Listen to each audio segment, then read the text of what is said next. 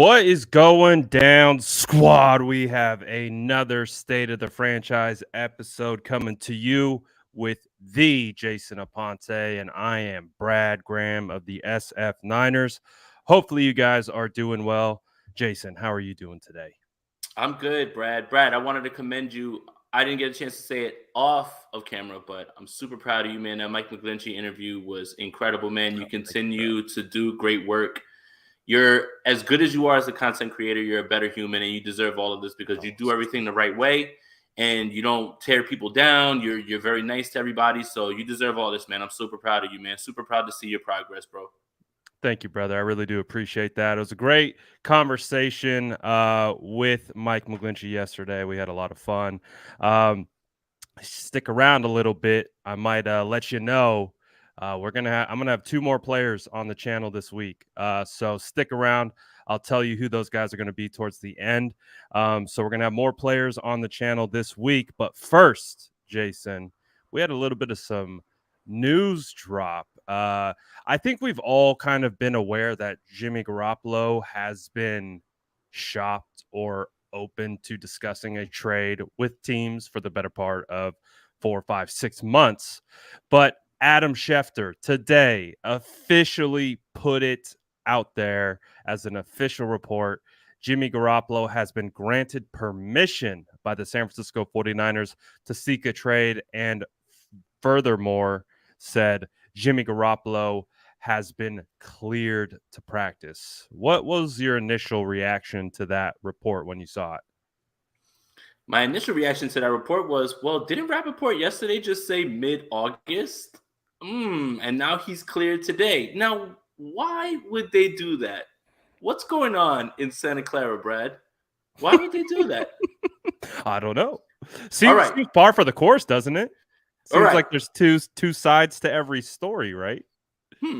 It's interesting, but here's tinfoil hat theory. Ian Rappaport is playing the. Yep, there it is. Ian Rappaport is playing the Don Yee Jimmy Garoppolo side. Adam Schefter is playing the 49ers side. Don Yee and Jimmy Garoppolo are trying to get a release. What the 49ers want is a trade. So this report comes out today and basically says, he's fine. Come get him now, right now. Like, he's fine. He's good. He can throw. He's cleared today. He's cleared today.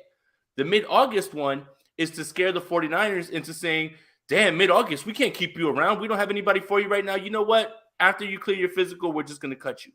Seems like there's games being played on both sides. But at this point, it's not really telling us anything that we didn't already know. It's just, it feels like this report right here. One, also, two, if you read the article that Schefter put out, will proceed with caution. So he will not be at training camp either. For that reason, you want to make sure that he's healthy, ready to go. But two, it felt like the 49ers are like, all right, like, let's push this into gear now. Now we're telling everybody that you can go ahead and negotiate and look. So that's really what it is, in my opinion. Yeah, I thought David Lombardi actually was kind of pointing it out. He's like, this feels like a war of sources. You had Ian Rappaport come out who feels like, just like you explained, there's like two sides. Obviously, just like all this plays out, there's team sides and there are player sides. It's one of the things that I've become abundantly clear of while running my particular channels and things like that. I get a lot of information from player side. Obviously, the team side goes through their normal channels, but player sides, whether it's player representatives, family members, friends, they share information, and so you can get information from both sides. So that's kind of what it feels like between the Rappaport information, the Schefter information. Feels like a little bit of double dipping between 49ers and Jimmy Garoppolo's representatives. They both, I think, want the same thing. They both want a change of scenery, but how that change of scenery occurs is kind of where it feels like they're playing tug of war in a sense, right? Because the 49ers want to get a return, but that limits where Jimmy's going. It potentially could limit the contract structure if the new team chooses to negotiate or renegotiate his contract, effectively almost ripping it up, or they straight up release him and then Jimmy is able to land in his best spot for him to have his best chance to succeed. That's kind of what it feels like, right? It just feels like it's this tug of war at this point. For sure. And I think the end game on both sides is a change of scenery. And for all the things that we talk about the 49ers wanting to move on from Jimmy, we forget the human element. Jimmy doesn't want to be here either. That's something else. Like that, I think that it's not that he's like, I'm so sick of this place. Is he understands the situation. Last year, when you heard him speak about what he went through, especially after the NFC Championship game, he said, I wouldn't have wished this situation on anyone, on my worst enemy. He did And say that that. goes and that kind of goes into the mindset of what he had to deal with all year. And I don't think he wants to deal with that again, especially when it's all signs are pointing to Trey Lance taking all the snaps. So that's it. Like he wants to leave. The 49ers want to make a move as well. It's the best thing for both sides at this point. And the human element is Jimmy Garoppolo wants to go somewhere else so he can continue his career. And that's really where it's at this point. We all are wrapped up in, well, we want to see Trey Lance. We want to see Trey Lance. I'm just trying to get in the mind of Jimmy Garoppolo. And sure, spare me well, he's a millionaire. He doesn't care. Still, like, it can't be easy to be pushed out the door with this amount of success, things like that. And now, and his camp knows, where the hell is he going to go play quarterback now at this point? The Browns aren't in the mix at all because this Deshaun Watson suspension is going to be, it looks like 8 games. It's what everybody's been talking about. It seems like the worst kept secret. So the Browns are fine with just running with Jacoby Brissett. Why would you bring in Garoppolo for whatever it is, 8 games? If you're going to turn it over to Deshaun Watson and take his money, even if you restructure it, sounds dumb because you're paying Baker Mayfield. So Jimmy Garoppolo knows that his places are limited at this point. And, I see the Giants in there. That's a potential place. But again, I have questions about why the Giants would do that. Here's my question to the Giants. You brought in Brian Daboll to figure out what is going on with Daniel Jones, if you can resurrect Daniel Jones, and you didn't pick up his 5th-year option because you want to see a 1-year thing. Jimmy Garoppolo going to the Giants doesn't make the Giants a football team that's going to make the playoffs. So you're going to waste a year of trying to see what the coach can do with him because of what? Because you want to win an extra game or 2? Like, again, he's better than Daniel Jones, but do you wreck your plans for Jimmy Garoppolo? No, you wreck your plans for Aaron Rodgers. You wreck your plans for Patrick Mahomes. You wreck your plans for upper echelon quarterbacks. One extra win, and then he's not on the hook for the contract next year, so you're right back at the drawing board with the Giants. Brian Daboll was brought there because they think that he can bring out whatever it is that was brought out in Josh Allen, which I think is a little bit overstated because Josh Allen worked his ass off, and Brian Daboll tends to get a lot of the credit.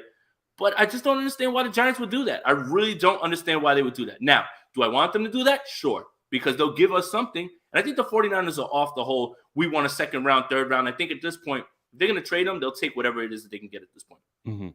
Yeah, and I'll be the counter to kind of the argument that you placed, and just for sake of conversation, the reason why I could see the New York Giants potentially throwing their hat into the ring is because it does feel like they've made their decision on Daniel Jones. They don't believe Daniel Jones is going to win them or take them over the hump. Clearly not picking up his 5th-year option. At least if they picked up the option, it would give a semblance of like, we're going to give him one more opportunity, obviously past this season with his new coach. The new coach is not tied to Daniel Jones. The new ownership or the new front office is not tied to Daniel Jones. So they might already know. Like we don't see a future with Daniel Jones. So the potential counter could be is you look at the division that the New York Giants are in. You have the Cowboys, you have the Eagles, and you have Washington. Washington got Carson Wentz. Eagles is getting Jalen Hurts into year 2, right? AJ Brown. And they added AJ Brown, and then of course you got Dak Prescott, CeeDee Lamb, all those guys. So right now it feels like the Cowboys are kind of leading that division. The Eagles will be chomping at the bit, and Washington is Washington. So we'll see how that plays out. That leaves the New York Giants, the lame duck, in the biggest media market in the world with the New York Jets sharing a stadium with them. My only thing could be is maybe those extra couple wins that Jimmy Garoppolo could provide could buy a little bit of leash further for Dabble. Maybe a little bit more, hey, look, we're on the right path. We got him for 1 year for a rental. Maybe we just show that, like, because clearly maybe they're like, we don't believe in Daniel Jones. We need an adult in the room, and maybe that's Jimmy Garoppolo. So that's my only counter to that. Do they go and get him? Because what's the price? What's that? I don't know. Right. And to that point, there's a comment in here: bringing Jimmy in would appease the Giant fan base. Oh yeah, it would. One thing that I know, because I live 5 minutes from MetLife. Like, I look out my window and I could just take my car and I'm right there at MetLife. I know a lot of Giants fans. A lot of Giants fans are Italian. They would love, Hey, the kid the to be in there. Italiano, eh? But here's the thing, and Jets game brings up a really good point. They don't have cap space, but anybody that would be trading for Jimmy Garoppolo, whoever that is going to restructure his deal to take the cap hit all the way down this year, but you have to add on another year. That's what the Giants would necessarily have to do right there. And that would mean you putting yourself out of the race to get CJ Stroud, Bryce Young, a lot of good quarterbacks coming out in this draft.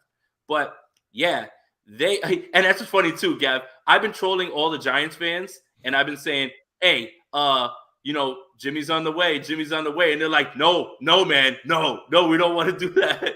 But the way that they would get this done, if they do, is you break down the cap hit for this year. The cap goes up the next year, but you have to add Jimmy for another year. And that's how you spread the cap hit out. So it is possible. It's not like, well, they don't have the cap space now, they can't do it. They can do it. They want to. Cap can be manipulated. I mean, the Chiefs, the Rams, they show you every single day that it's possible. So yeah, it's possible. But again, I just think that they're not tied to Daniel Jones. You're absolutely right. No fifth-year option. But I do think that they want to see what Dabble can do with him. And I think that would be a wiser course of action, in my opinion, because of all of the comparisons. Well, Daniel Jones can be like Josh Allen. I don't agree with that, but people say that. And then you know what? If it doesn't work this year, you get a high pick and you can completely move on because you didn't give up his fifth-year option. So that's where it is. It can happen. I don't see it happening. It is a good argument. And for Hawk Hater, yes, I'll be at camp with this lovely gentleman right here. Yep.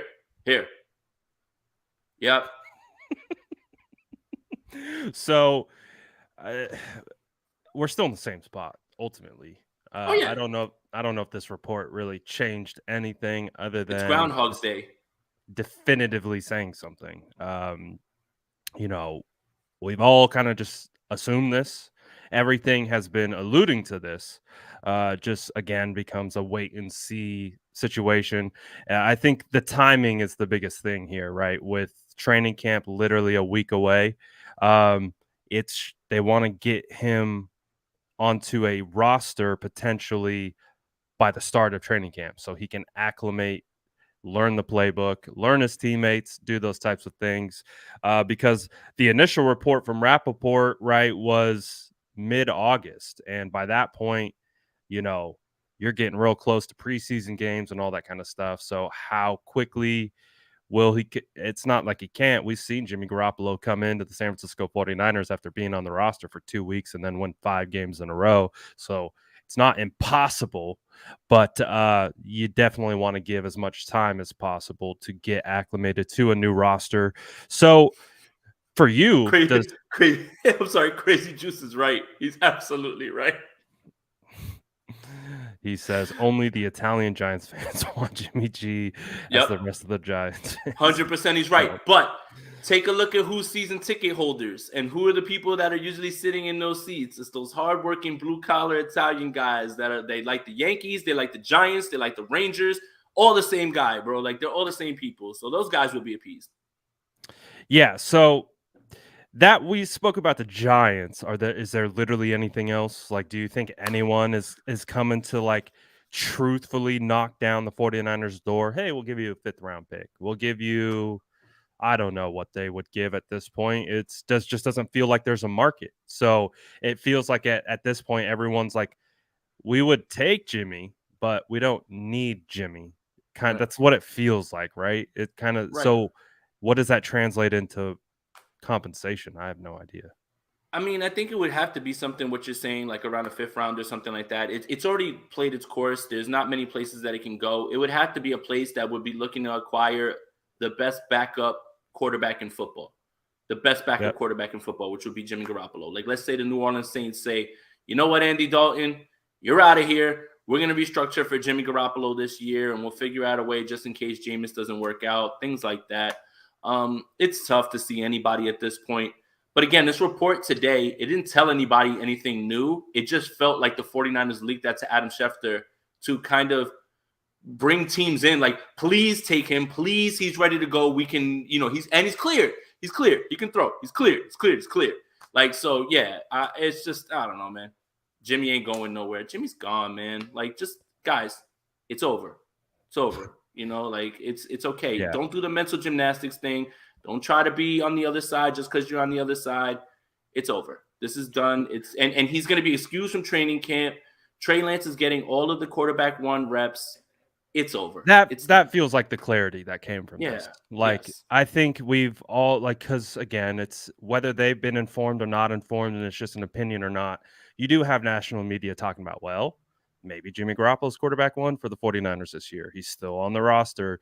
This just feels like more of a clerical type report. Like, the trade, he's getting traded. Like, he's not coming back. We're not open to having him return because I think that would be a part of the report. Like, Jimmy Garoppolo is open to talking with other teams about a potential trade, but the door is open for Jimmy to return if something, it just feels like the course has been set and we're just plowing forward, and it's who's going to pick up the slack on the other side of it is pretty much all we're waiting for, right? It's just where we're at. It's the same waiting game. But it does, the only thing that I would say feels really that got any clarity is that, the 49ers are moving with Trey Lance. You've heard it from the players.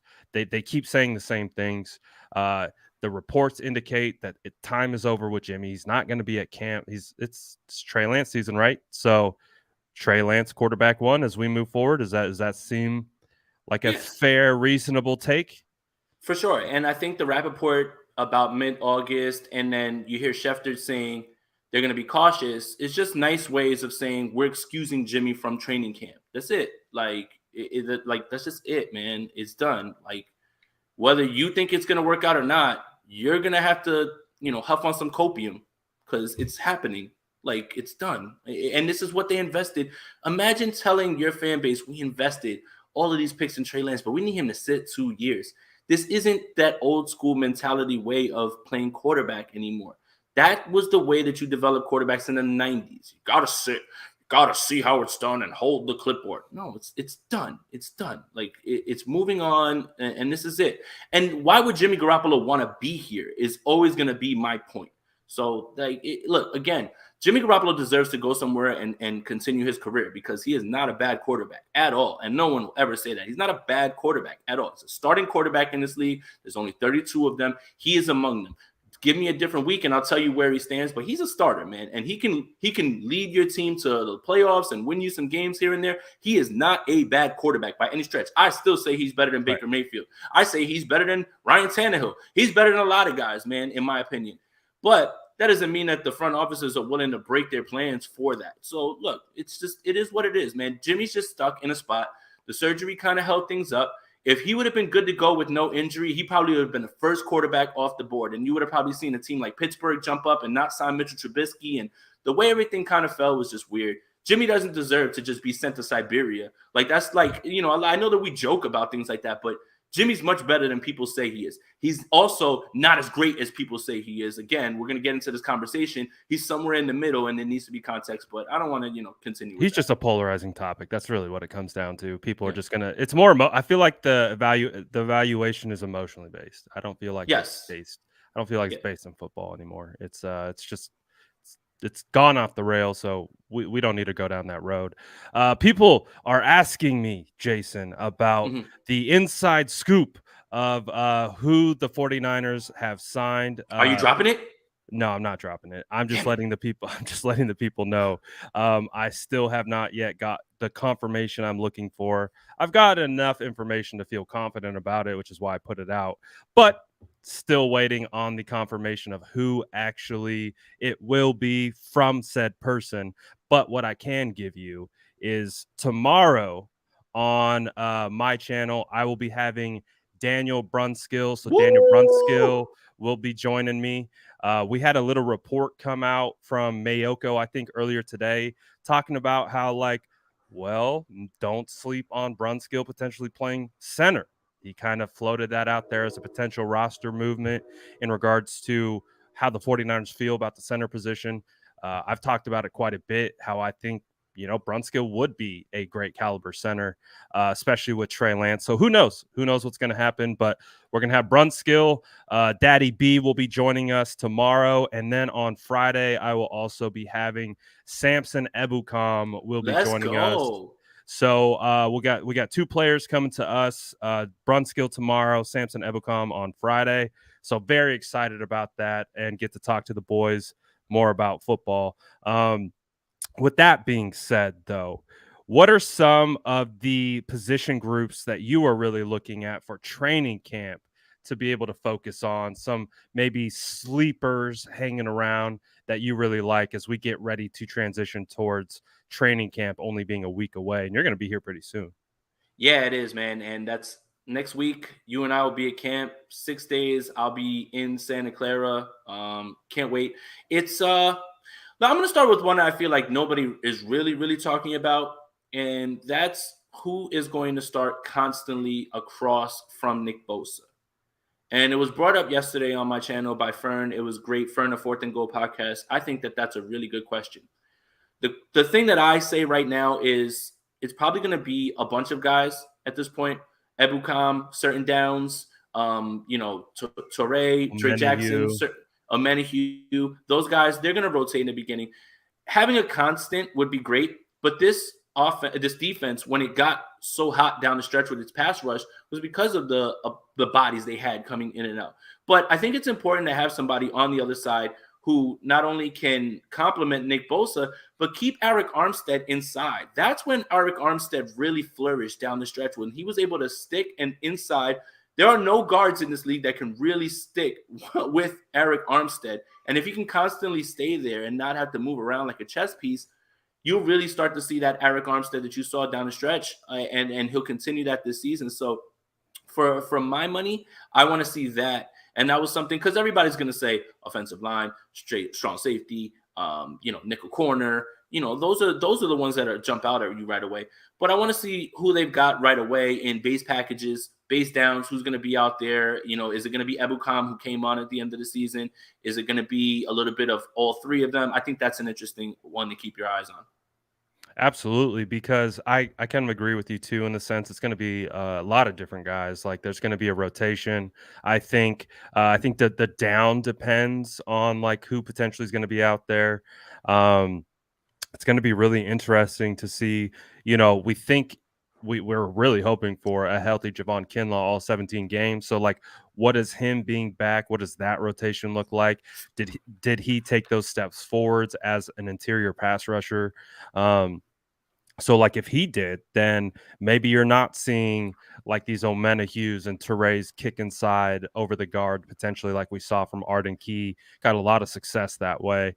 So I agree. I think that's going to be something to look out for. I think Drake Jackson um, will be in the rotation, but I've been pretty, I think, vocal about how I still think he's got a ways to go. I think He's passing downs only.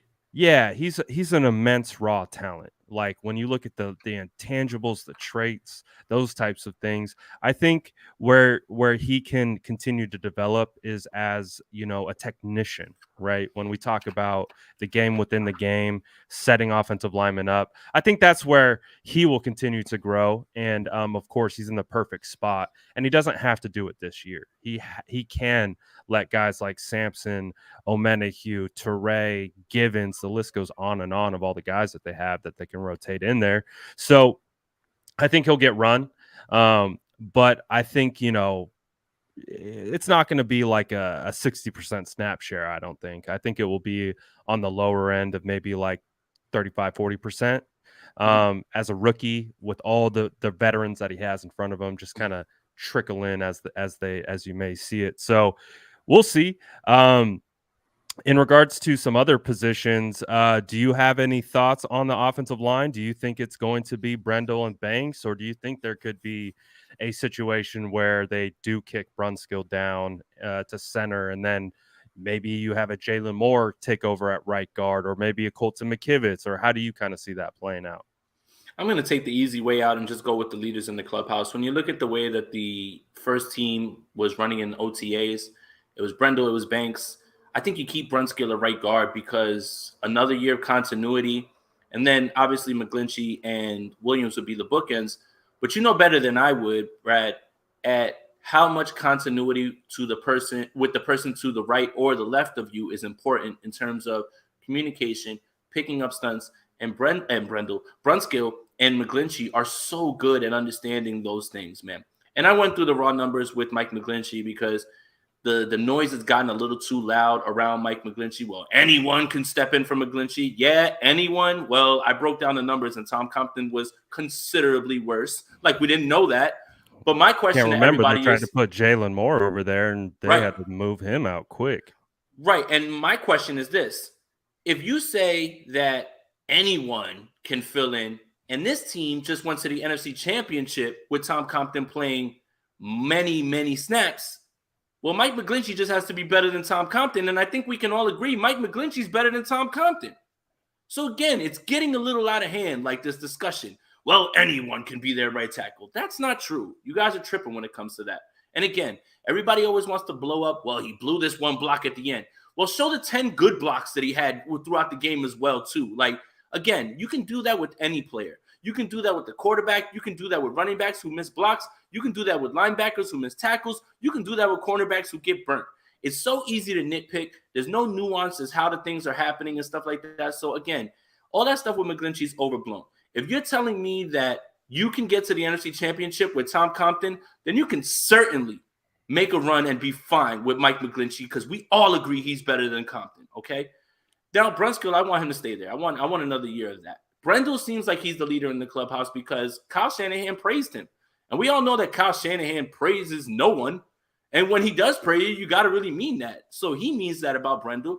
Banks is moving to his natural position. And oh, by the way, to his left is Trent Williams.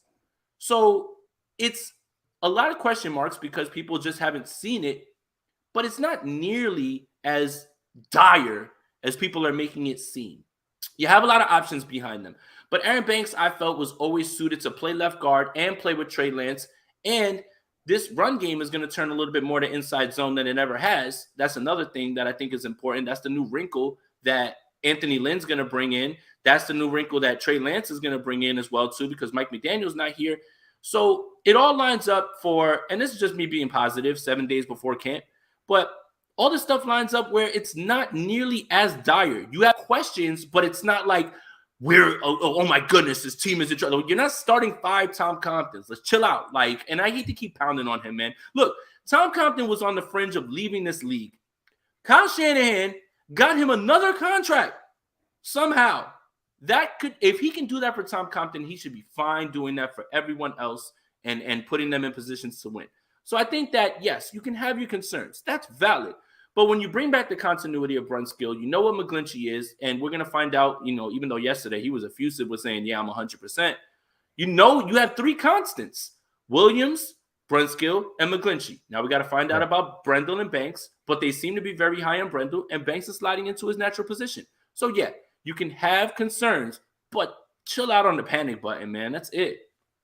Yeah, I'm not as I agree with you. I think there's a lot of reasons to be optimistic about the offensive line. Obviously, they got to go out there and prove it and show it to us and all that type of stuff. So I don't think it's going to be as much of a concern. I've said it for a long time. Like I'm quietly optimistic. I'll insert concern into the conversation when we actually are out at training camp and we're seeing guys get blown off the ball or just missed assignments and things like that.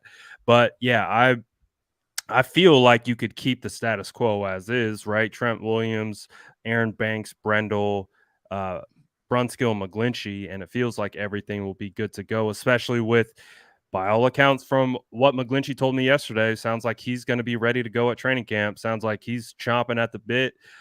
He said a lot of the similar things that Kinlaw said. He said, nagging injury for years, knee tendonitis. Uh, Snapped the tendon almost completely, kept it on for, they said it was about 5% attached. So it didn't recoil into the muscle. And so the rehab process was able to be a lot more efficient, and they were able to go in and fix it. And it sounds like it was a nagging, reoccurring thing. So now he sounds like he's a lot better, but obviously we'll see once the pads start popping and all that good stuff. But by all accounts, feels like the offensive line is starting to settle a little bit more, a little bit less questions than we had previously had, at least with Mike. Feels like we're moving in the right direction. Now we just got to see what Brendel looks like, what Banks looks like, and from there we're going to be good. Do you see any concerns, or do you see any changes happening with some of the new offensive staff that's been added?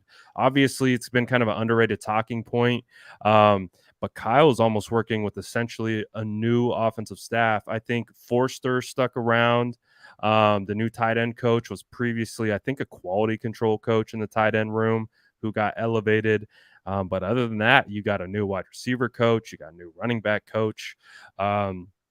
A lot of changes. No Mike McDaniels. Do you think the philosophies and everything is going to stay the same, or do you think you might get a couple new wrinkles with Anthony Lynn potentially adding some stuff? I think it's the Anthony Lynn stuff that I think people are forgetting. He's going to move them a little bit more to inside zone. And that's why you can't completely write off Trey Sermon at this point. I think that a lot of what was happening with Trey Sermon was he's not exactly the ideal fit for outside zone. As you can see, Elijah Mitchell has a better and easier time getting outside and picking his spots. Trey Sermon was an inside zone guy in Ohio State. And if you go back to the time that Anthony Lynn has had with his time with the Chargers and the Bills, that's primarily what he ran. And remember his experience with Tyrod Taylor and LaShawn McCoy. You think about Trey Lance, he's going to be able to run the ball as well, too. I talked about Aaron Banks being more of a fit for inside zone. So it's not going to be some sort of complete shift to inside zone, but I think you see it a bunch more. With what McDaniel was doing last year was creating angles by showing the pitch, but the pitch is designed to get linebackers flowing too far out of the way because they're trying to beat you to the edge while opening up cutback lanes. What I mean by that is, if you noticed last year, there were times where Jimmy Garoppolo would turn and hand the ball backwards, basically, to Deebo Samuel and have him run that way, right? And then there was times where Jimmy would take the ball and just pitch it straight behind him. And then Elijah Mitchell would go. Linebackers see that pitch, and they automatically think the play is flowing all the way outside. So they start being aggressive to cut off the end part. That leaves these big holes for Elijah Mitchell to just slide right back in. If you notice, many of the runs that Elijah Mitchell had, he had 5 to 10 yards right in front of him. You could drive a Mack truck through some of those holes. It's not necessarily because guys are run blocking and pancaking everyone. It's because linebackers are flowing too far. That was the wrinkle that McDaniel put in last year. This year is going to be more inside zone power a little bit more because their linebackers are, the offensive line is going to have to blow people off the ball, but I think they're suited to do that. Aaron Banks can do that. I think that you can't necessarily write off Trey Sermon. And then on top of that, you draft TDP, who fits that perfectly as well, too. So I do think that we see that wrinkle. And then as far as the wide receiver coach, I believe it's Leonard Hankerson, has experience with Kyle Shanahan in Atlanta. Former player of Kyle's. Former player of Kyle. So I think he's going to be able to teach guys what Kyle wants to do. I mean, Deebo doesn't need that. Maybe Aiyuk might need it a little bit. I don't think he does. I think he's worked his way through all of that. That's done. Maybe the newer guys are going to have to get acclimated to the way that Kyle wants things done, how he wants them to practice. So, I mean, I wouldn't really foresee too many things. Again, the offensive coordinator is and always will be Kyle, but I do think the inside zone is going to be a little bit more prominent this year in the scheme. Absolutely. I agree with that as well, especially get a little bit of Aaron Banks in there, bigger bodied guy who could hopefully dig some of these defensive tackles out. it definitely felt like the 49ers were having to do a lot with their run game last year and be really ultra creative, but I think there is a path forward. Maybe they just simplify it a little bit.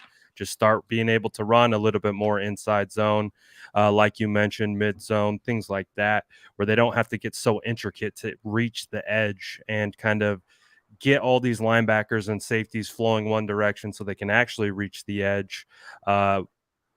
Because again, the explosiveness that was missed from Mostert last year, you had to insert Deebo into that mix, but then you lose a wide receiver as a result. So it's going to be really interesting to see. Speaking of Deebo, does he get paid by training camp? You hope so, but I'm still not too worried about it. I mean, if he's there and he's working off on the side, then I don't see why anybody would worry. It's just a matter of time at this point. I mean, that has been completely out of my mind at this point. I don't need the trainer to tell me, yeah, we're gonna get paid. Like, look, man, I don't really care about that. He's gonna be fine. He'll get paid. And if the Jimmy domino falls quicker than we expect, like let's say in the next few days, then I would expect the Deebo talks to ramp up very fast. But in the end, it'll get done, and they will protect Deebo and say, listen, come to camp. We're not going to work you or anything like that just so you don't get injured. Just work off on the side, and we will continue to negotiate in good faith. I think this thing gets done. I'm not worried about it. Yeah, it was funny too because the same trainer posted almost the identical Fred Warner. He said the same exact thing, but with Fred Warner today, and then he ended it with "F the media." Oh wow! Well, I mean, that's the thing is right. Like Deebo pulls up to San Francisco, boom, everybody's all over it, right? Like he's in the airport, things like that. You have to know the situation. You have to know the situation at this point. So yeah, it's important that read the room.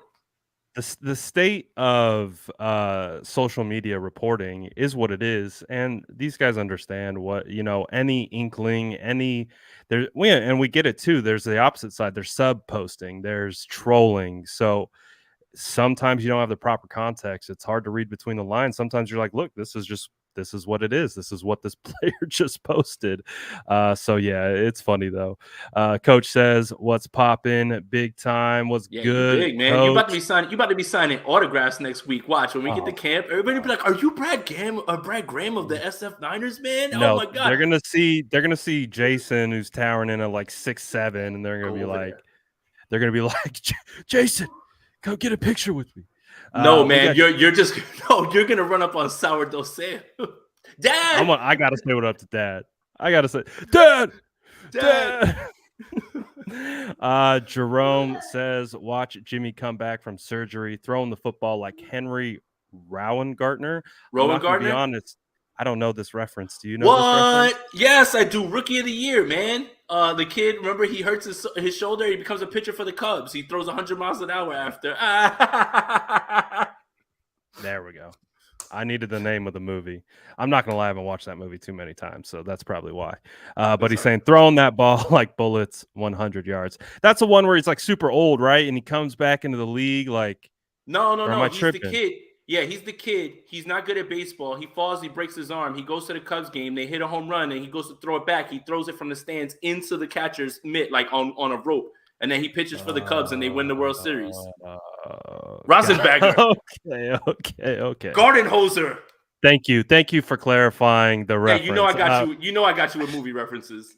That's why Jason's a man. If ever I got any kind of movie questions or anything, he's gonna have the answer like that. He's gonna tell you. Do you know when this movie was made or when it was released? Yes, 1994. No way. I think it's 93, 94, 93. I'm gonna say. I'm gonna go with 93. Okay, I want to check. I know you're on point. So, Rookie of the Year is 1993. 1993. Really close. Yeah. That you're right on point though. Good stuff, man. This dude knows his movie trivia. I swear, we need the episode where all you do is literally just answer questions about movie Dude, trivia. And you know what was cool about that movie is they go through the league. Barry Bonds is in it for a scene. Bobby Bonilla is in it for a scene. He's like striking them out. Like Pedro Guerrero of the Dodgers, like that. Like I'm a big baseball guy though, so like it is what it is. I feel it. So obviously you're going to be out here next Wednesday, correct? That's the Tues Tuesday Tuesday. night. Tuesday night, I get there. I think it's about 10 p.m. So that's enough time for me to just go, get rested. Yard House is closed, so I can't go to that right away. So I gotta wait another day. But yeah, up early, and Adam headed to practice. We'll be there. We'll be there the first five. I'll be there the first five practices. Brad's probably gonna be there every day. So That's crazy. We're finally here. Like, and you're gonna be like Tuesday's gonna be like that. Like, it's gonna be a blink of an eye, and we might have a state of the franchise episode coming in live, person to person. So that's gonna be fun.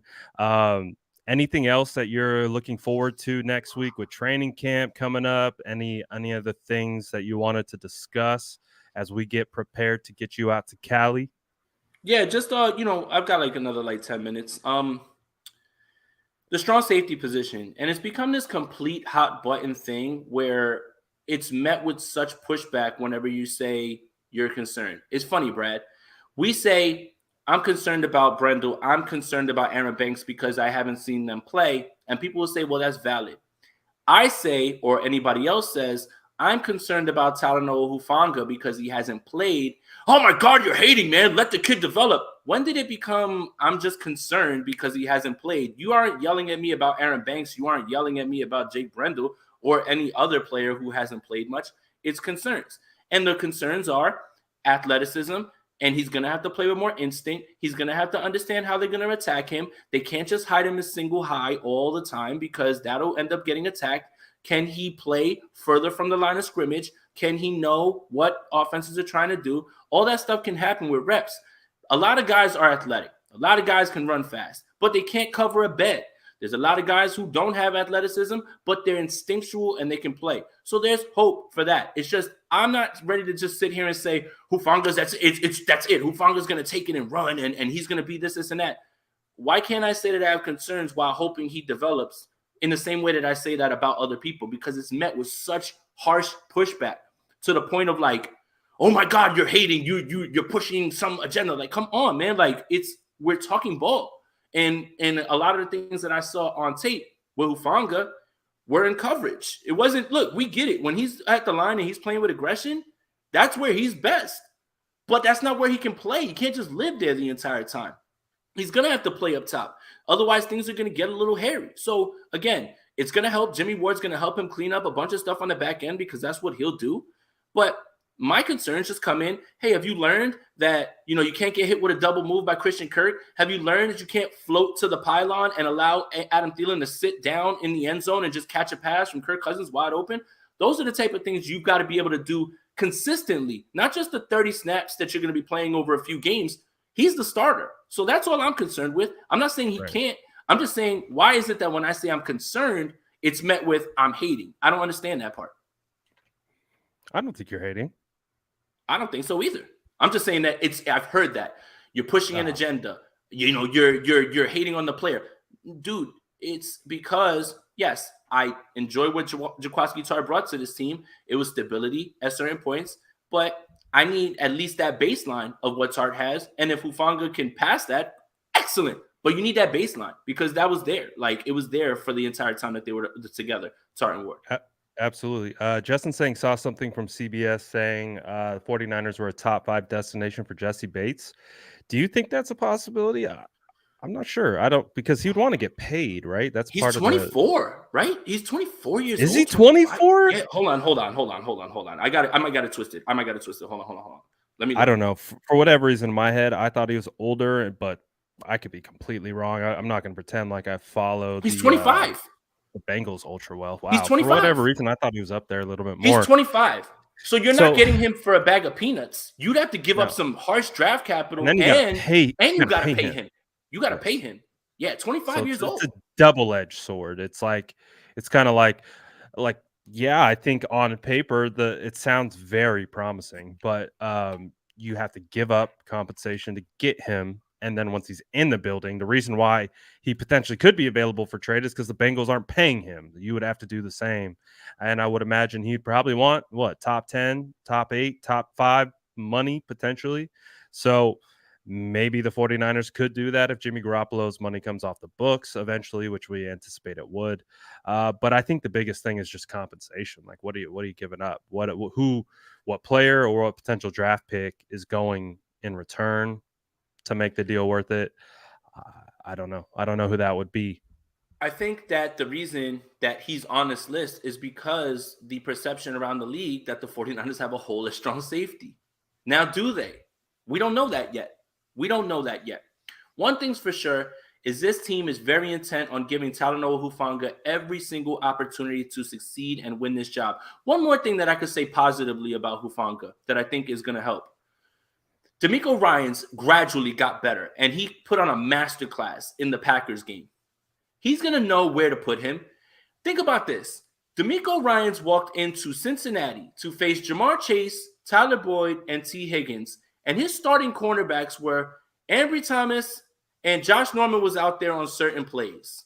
Like, dude, they put on a masterclass of cover two, shading, keeping those guys out of harm's way. So if Hufanga isn't exactly where they want him to be, where they feel good that leaving him out there, DeMeco Ryans isn't going to put him out there with just to get burned and burned and burned. So again, everything is in Hufanga's favor. Again, I want the kid to succeed. He's got everything that he needs. Jimmy Ward is going to be there. The team likes him. DeMeco Ryans is a baller, and he will put him in good spots. So again, it's all out there for him. I just don't understand. And, you know, I see some people saying names about who it is. I'm not talking about one particular person. This is just a hot button issue because I see so many people, I know it, Hufanga breakout season. Well, in the same way that I tell you to slow your roll on what you think about Lance because we need to see it, I'm going to tell you to slow your roll on Hufanga as well, man. I think you can project and say all those things, but people are like, I'm certain. You can't be certain. You can project. That's all. That's it. Yeah. That's it.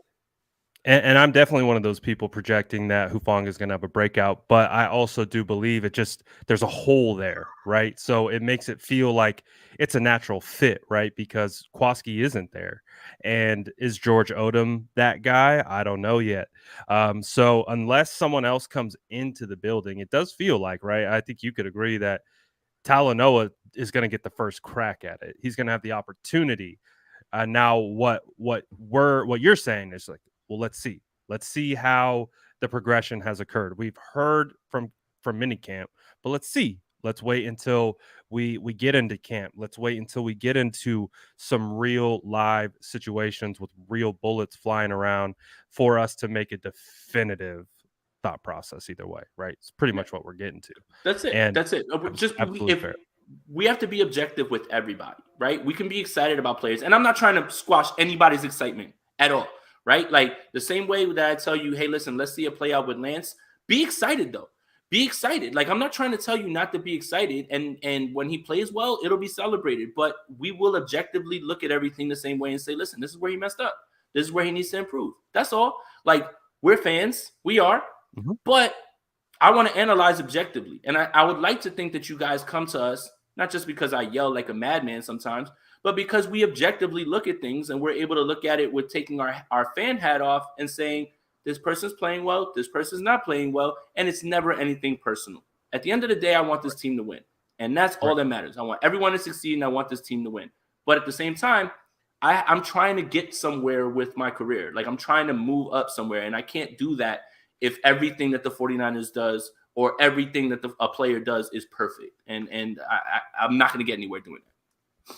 Yeah, and I think it's really easy to see, like you turn on the tape with Talanoa last year, he really looked good in certain areas, and there were definitely areas where it looked like he needed to improve or potentially was a step late or things like that.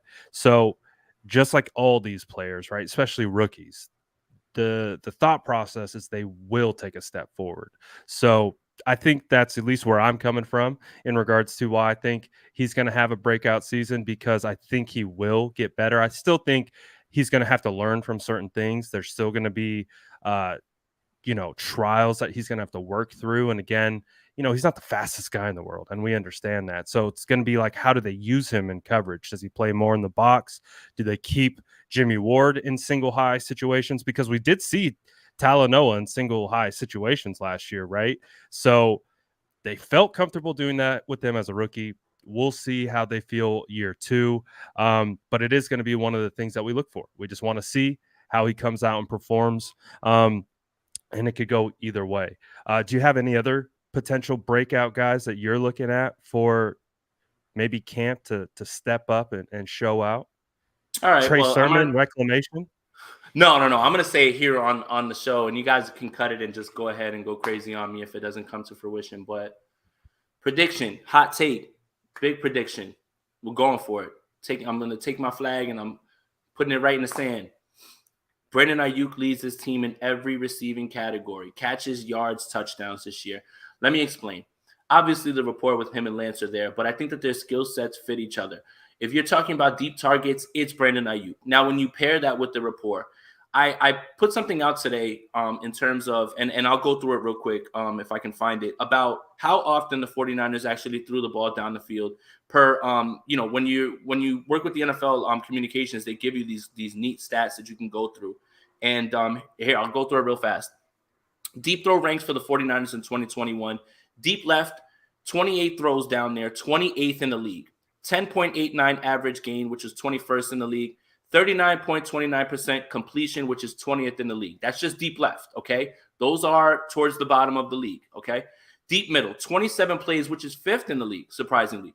13.48 average gain, which is 19th, and 51.85%, which is 13th in the league. And then deep right, 30 plays, 28th in the league, 14.33 average gain, which was 2nd in the league, and 43.33% completion, which was 5th in the league. Now, obviously, we get it. Jimmy is not suited to throw the ball down the field. We get that. There is a world, and I do foresee this happening, where the 49ers actually throw the ball less this year coming up with Trey Lance than they did with Jimmy Garoppolo. Mm-hmm. But what I do see increasing are these deep throws. There's no way that this team is going to go through an entire season, 17 games, and only throw the ball 28 times deep left or 25 times deep right. No way. Not going to happen. So who suits that more? Right now, it's Brandon Aiyuk. So when you pair that rapport with the bigger plays, I think it's going to be Brandon Aiyuk. If you watch the 2.5 games that Trey was there, him and Aiyuk are on the same page. They would have had one of the better touchdown throws in that Houston game if his arm isn't held when he goes up. Right, exactly. Yeah. You know exactly what play I'm talking about. Then you have the play in that game where Aiyuk catches it and he runs down the field. He's got a big gain. You have the play in the Arizona game where it's a keyhole throw from Trey Lance where he turns and throws that thing, and it's like on a rope with a defender draped on him, and Aiyuk goes out and grabs it. The rapport is there. It's all ready to go. Aiyuk, towards the end of the season, was completely breaking out. He's out of the doghouse. Give me Brandon Aiyuk leading the team in every single receiving category, catches, yards, and touchdowns. If I'm wrong, flame me. But you know what? I'm excited, and I think this is going to be the year that everybody thought that Brandon Aiyuk was going to have coming off of his rookie year. I think you're on point. That hot take is, I think, going to come to fruition this year. I think another example, too, from that Houston game that stood out to me was, I think there was a rollout. Trey Lance was rolling out to his left as a little play action boot. And you have your typical out and up towards the sideline, deep to intermediate, and then you always had, Aiyuk is running those deep clear out routes, right? Like we're just trying to pull the safety out, and Aiyuk gave up on the route because I think he was about 25 yards downfield. He makes his cut, and you totally see him just take his foot off the gas. But Trey threw it to him. And it was like, he was like, oh, the ball's coming to me. Like, because we've seen it on tape almost every game. Aiyuk is running open all over the place, deep down the field. And the ball is rarely thrown to him. So it really felt like one of those opportunities where the play wasn't designed to go to him. It was designed to, run his deep route. And he's just like, oh, the ball's not going to be coming to me. But it came to him because it was Trey Lance who was throwing the football. And Trey Lance has that type of ability and confidence still in his arm talent that he's like, well, there's Aiyuk. I'm going to throw it to him. And I don't think Aiyuk was ready for it. But that's just, I don't think that's a knock on Aiyuk either. I think that was week 17. And I think he got into that groove of like, the ball's probably not going to come to me. I'm going to whip this dude on this route and I'm going to get open. But based on the play concept and how it was playing out, this ball's this ball's definitely not coming to me. But he's like, oh, it's Trey Lance, and Trey Lance just darted it in there. And I think that was, one of the, obviously wasn't a good play. He didn't catch it or anything like that. But I think that's where one of the plays where those two, again, they've been grinding all off season together, where you'll see those plays being made. Like Aiyuk might not even be the primary, but if the primary's covered and you have Aiyuk running down the field, it feels like Trey's going to have that sixth sense to be like, oh, I'm going to throw it to Aiyuk. I'm going to throw it to my boy. I know he's going to catch it. I know he's going to have my back, go up 50-50 it and go get it because he's got that dog in him. And I think that kind of connection will be apparent. And I think that's a great prediction. I think Aiyuk could absolutely do that. One more thing too is I see a lot of people will like, oh my God, this guy is running wide open and Jimmy didn't throw it to him, but the first read is open. If your first read is open, there's no need to get to the second one. So I think that that's a little bit overblown sometimes when it comes to Jimmy, right? Like we want to say this and that about him, but if the primary read is the hook route right here, and then there's a clear route up top. Yeah, that clear route might be like flying down the field, but the primary route, if it's open, you don't say he's open, I don't want to get that. And then you look up, like, that's not how that works, right? So, like, again, sometimes when people post things like clips and they're like, well, look at this guy flying down the field. It's like, dude, what else do you want Jimmy to do? It was the first read. You got to bang that on him and throw it to him. That's why it was designed that way. And the window's about that big and he's trying to fit it in there. Yeah, you got to get it out. So, yeah, again, like, there's so much, like, again, I think this year what I want to preach is stop posting individual plays without the nuance of how you got to that play, what's going on in the play, how you're supposed to read things. If you don't know, that's fine, because that's why I don't post those things sometimes. Because sometimes I'll look at it and I'll say, okay, this is 3-man levels. This is what this is. I can see that. Sometimes I look at it and I'm like, I'll send it around to the people who I think know better. What am I looking at here? And there's nothing wrong with saying you don't know. But the posting plays out of context thing and just saying, oh my God, look at this guy running down the field or whatever. Well, is he the read? Is he the third read? We don't know those things, so it's hard to say those things. So I want to implore people with Trey Lance, you might see some stuff like that on film, but try to think to yourself, maybe this isn't the throw that he was supposed to make or what was designed here. Plus, Kyle Shanahan is known for this. Tells Jimmy Garoppolo, when we start this, he's going to be wide open. You make sure you throw it to him or whatever. And sometimes Jimmy, for better or worse, would just say, hey, coach told me, and he just throws it. And you know what? It might be incomplete. It might be caught. That's the type of stuff that I think is kind of lost in this discussion. That's it. I mean, I agree with you 100%. I'm not a coverage person. Like I don't know routes ultra well. Like I can see and identify, I think, at a baseline level.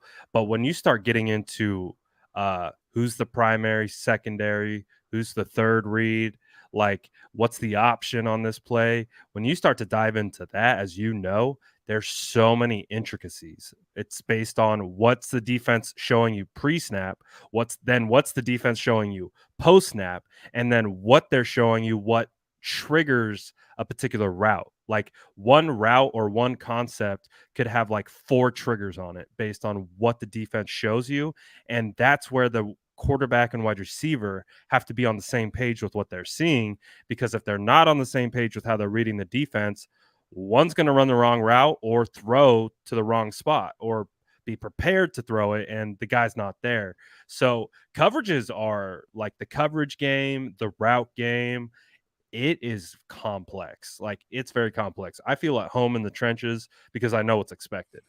With the route concepts and the coverage schemes, all the disguise and rolling of coverages, it's complicated. So I tip my cap to anyone who can call those things out and identify them, because I'll be honest, I'll ask Rich. I'm like, Rich, like I was breaking down that last play of the NFC Championship game. I can break it down from the responsibility up front, but I don't know who the primary is. Is it Kittle? Is it this guy out here? I don't know the timing. He had to throw it on Kittle. Sorry. Right. That was my assumption, but I didn't post it because I don't know. So I'm like, I see him looking at Kittle. Kittle looks like the primary. He looks open. It looks like you could bang it right on him. If he gets it out right away, that's a 7-yard gain. And then it's 4th and 3. It's not 4th and 10, or it's not an interception. Okay, I'm sorry. I'm right.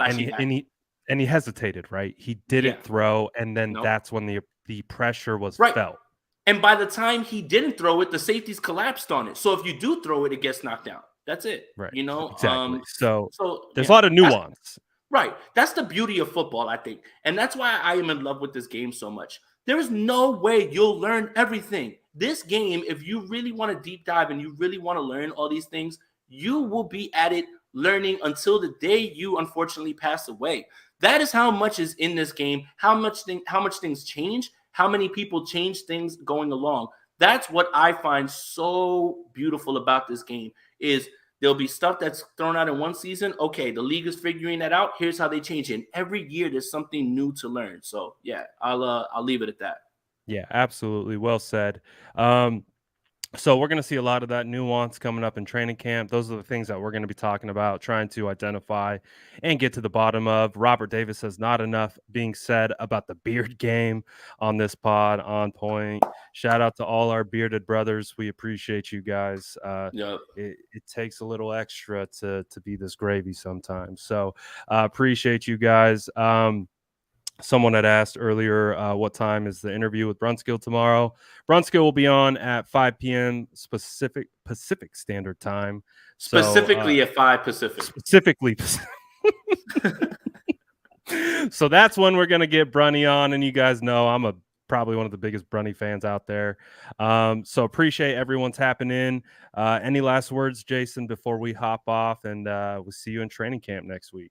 Oh man, next Wednesday I'll be able to hug you. We'll be able to go to camp, and we can do our show right out, like straight out of training camp. Like we can literally leave camp, head to the spot, go ahead and stream, and and get this content to everybody. Man, it's an exciting time. If I sound like I'm super excited, it's probably because I drank a Red Bull before I got on, but it's also because we have reached the finish line. Like we are here. This is it. The longest off season in the history of off seasons is over. It's over. It's done finally. Thank goodness. And we're going to be talking real football.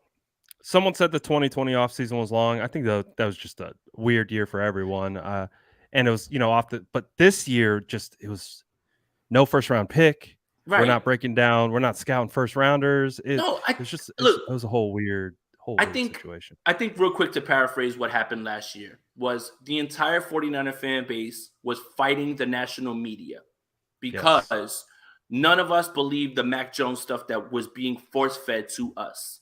Right. Now, there's a clear division in the people who want Jimmy Garoppolo to be here and the clear division of people who don't think that Trey Lance is ready.